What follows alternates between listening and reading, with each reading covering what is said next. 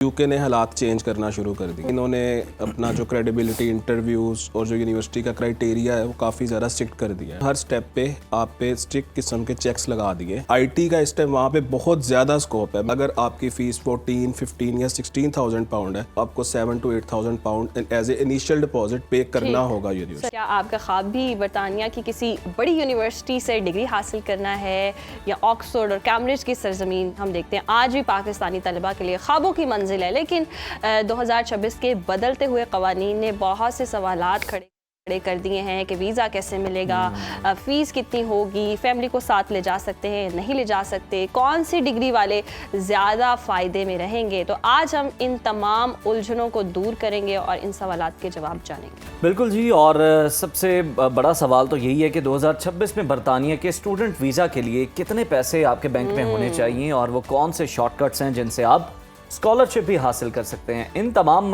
पहलुओं पर बात करेंगे। हमारे साथ मौजूद हैं मारूफ करियर काउंसलर अली शामी साहब। और अगर आप भी जनाब यूके जाने का प्लान कर रहे हैं तो आज का शो आपके लिए लाइफ चेंजर साबित हो सकता है। बस ये डिस्क्लेमर मैंने देना था। और शामी साहब आपको खुशामदीद कहते हैं, नया साल मुबारक हो। ये बताइएगा यूके के हवाले से, बरतानिया के हवाले से, कि स्टडी वीज़ा के लिए क्या बुनियादी शराइत?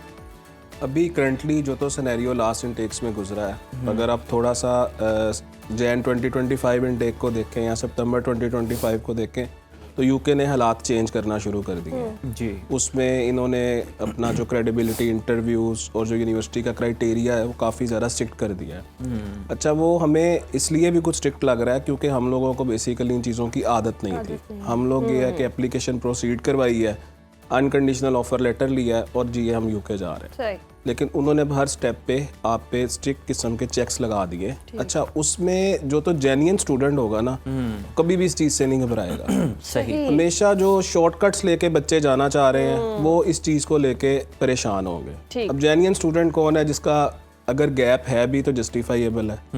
अगर उसने 2020 में, 2021 में, इवन के 2015 में भी डिग्री की है, मास्कॉम में की है, LLM की है, BS कंप्यूटर साइंस, कोई भी डिग्री की है उसने, ठीक, उसके पास थ्रू आउट उसका रेलेवेंट एक्सपीरियंस है और वो एक्सपीरियंस उसका ओरिजिनल है और जस्टिफाइएबल है, उसको यूके कभी भी मना नहीं करेगा तुम यहाँ पे क्यों आ रहे हो। बिल्कुल ठीक। और सेकंड चीज़ अगर हम देखते हैं, अगर आप यूनिवर्सिटी का क्रेडिबिलिटी इंटरव्यू है वो ले रहे हैं, आप क्लियर कर रहे हैं, यूनिवर्सिटी आपको अनकंडीशनल भी दे रही है, उसके बाद आप जा भी सकते हैं। उसमें एज सच कोई, इसमें जितना लोगों ने इस चीज़ को ज़हनों पे सवार कर लिया उस लिहाज से ये इतना इशू नहीं है। अच्छा। Exactly. अच्छा, हम देखते हैं कि पाकिस्तान जो है अब यूके के लिए तीसरी हम देख रहे हैं कि बड़ी मार्केट है स्टूडेंट्स के हवाले से। तो इसकी वजह क्या है? इसमें कुछ चीज़ें आ जाती हैं कि ओवरऑल अगर आप सिनेरियो देखें, ऑस्ट्रेलिया, कनाडा, US, यूके ने बड़ा वार्मली वेलकम किया है पिछले 4-5 साल से आफ्टर कोविड। अगर आप देखते हैं स्टूडेंट्स को, मतलब उन्होंने हर बच्चे को वेलकम किया है कि आप आए यहाँ पे स्टडी करें। उससे हम लोगों का एक रुझान बढ़ गया यूके की तरफ। अभी वहाँ पे चीज़ें ये हुई हैं कि हम लोगों का जो मेन कंसर्न है वो ये है कि बच्चे जाते हैं यहाँ पे, फॉर एग्जांपल एक बच्चा है, उसने यहाँ से कंप्यूटर साइंस की डिग्री की है, बैचलर करके वो मास्टर प्रोग्राम में जाके वहाँ पे इनरोल होता है। अच्छा, वहाँ उसका जो माइंडसेट है ना वो जेन्युइन नहीं है कि मैंने अपनी डिग्री को ही कंटिन्यू करना। सही।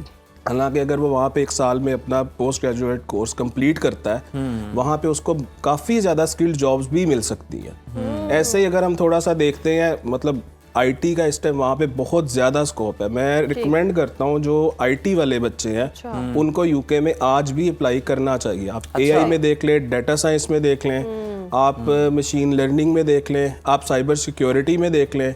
आप यहाँ से अच्छी डिग्री करके गए हैं, वहाँ जाके अपना जो है वो पोस्ट ग्रेजुएट डिप्लोमा क्लियर करें, आपको जॉब मिलेगी। वहाँ क्यों नहीं मिलेगी? लेकिन हम लोगों की एक इंटेंशन होती है कि we just want to procedure बड़ा टफ है शायद। नहीं, हमारी स्टडी की इंटेंशन नहीं होती स्टूडेंट्स की। जाते ही काम करें, ये नहीं कि 1 साल अपने पे इन्वेस्ट कर लें, एग्जैक्टली वहाँ पे 1 साल और लगा लें खुद पे। तो अगर थोड़ा सा हम लोग सब्र से ये चीजें करें और जो उसका एक वो लॉन्ग टर्म भी है, जो क्लियर पाथ दिया है उन्होंने उसको फॉलो करके चीज़ों को फिर स्टेप आपको बाय स्टेप और जॉब्स भी नहीं करनी पड़ती ना। एग्जैक्टली। फिर आपको अच्छी जॉब्स भी मिल जाती है। अच्छा शामी साहब, 2026 में एक औसत पाकिस्तानी तालिब इल्म के लिए बरतानिया में अगर देखा जाए तो बैचलर्स के लिए, मास्टर्स के लिए कितनी फीस हो सकती है? ऑब्वियसली हर कोर्स की डिफरेंट होगी, लेकिन एक अंदाजा। उसमें मैं आपको एक चीज़ क्लियर बता देता हूँ जी। कि फीसिस में कोई इतना मेजर डिफरेंस नहीं आया लास्ट ईयर से अब तक, कोई इतना ज़्यादा फ़र्क नहीं आया। हाँ, उसमें ये ज़रूर है कि इनिशियल डिपॉजिट्स पहले कम होते थे।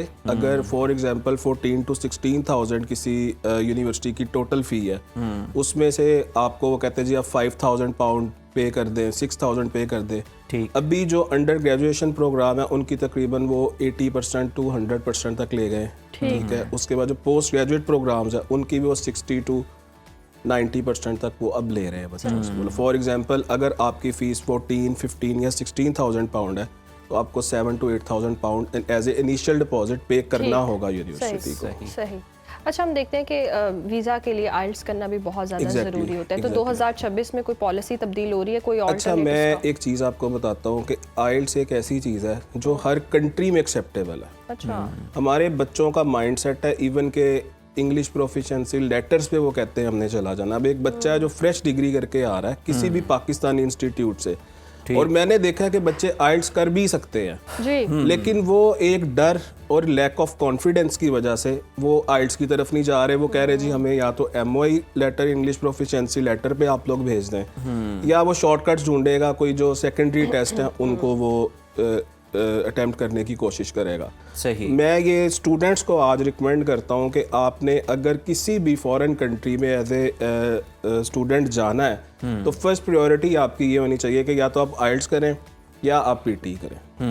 बिल्कुल ठीक है। उसके लिए ये कि आपके पास वर्ल्ड वाइड ऑप्शंस जो हैं ओपन होंगी, आप किसी भी कंट्री को टारगेट और कर ये सकते आपने हैं। बिलफर्ज आइल्स कर लिया है 2026 के अंदर। Exactly. और आपको अपॉर्चुनिटी मिली है कुछ 27 से 28 के अंदर जाकर उसमें ये बाहर कि जाने की, तो IELTS ये वैलिड रहेगा? आइल्स की वैलिडिटी 2 इयर्स तक होती है। 2 इयर्स तक होती 2 है? years तक ओके ओके सही। ओके, बिल्कुल ठीक है। सही। अच्छा, इसके बाद अगर कोई अपने पेरेंट्स को साथ लेके जाना चाहे, डिपेंडेंट्स को साथ लेके जाना चाहे, उसका क्या तरीका है? अच्छा, ये Spouse बड़ा visa, बड़ा अच्छा क्वेश्चन है और आजकल हमारे ये पाकिस्तान में बड़ा हॉट टॉपिक है जी, डिपेंडेंट्स के साथ किसी भी कंट्री में जाना।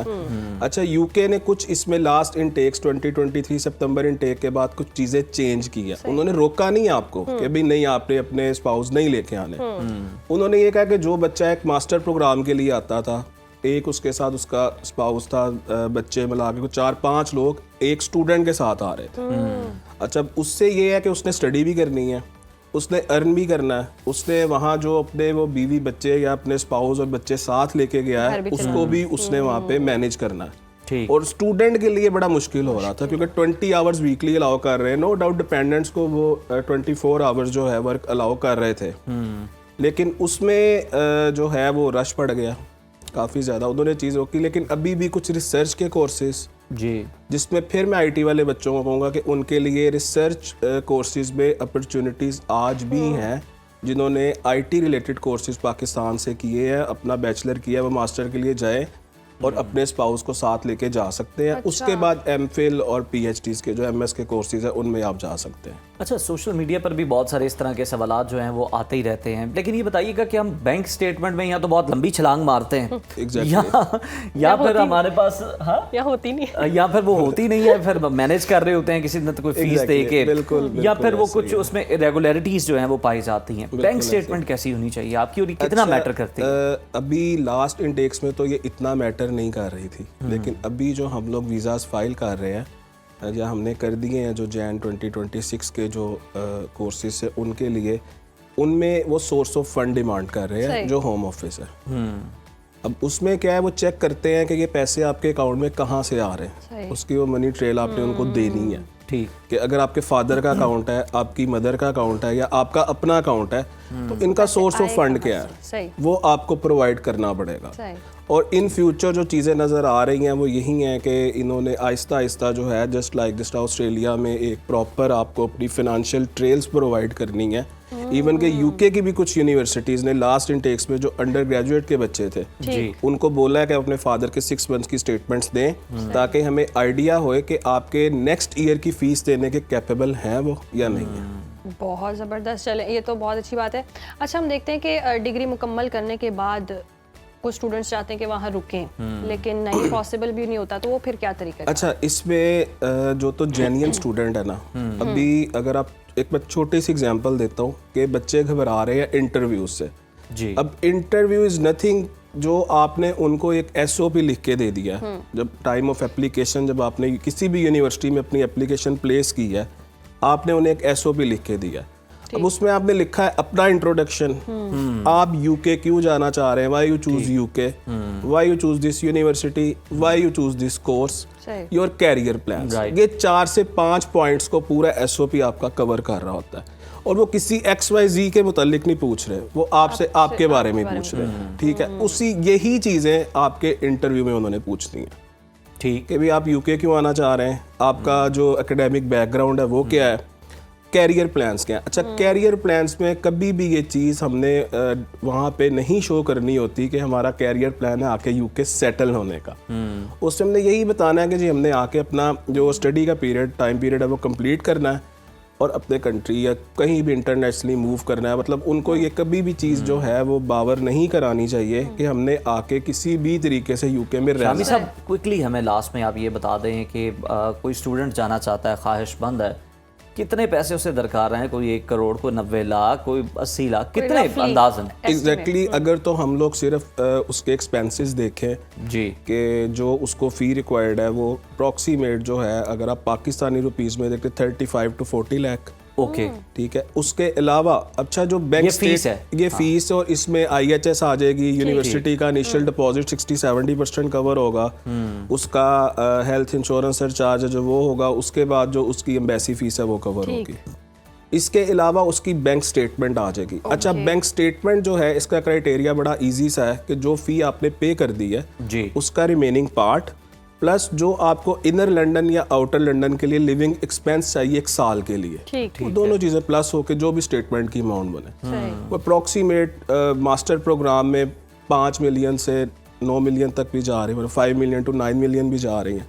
अंडर ग्रेजुएट के लिए ये अप्रॉक्सीमेट जो है वो 7 to 9 मिलियन तक जो है वो चल रही है। जबरदस्त, बहुत शुक्रिया।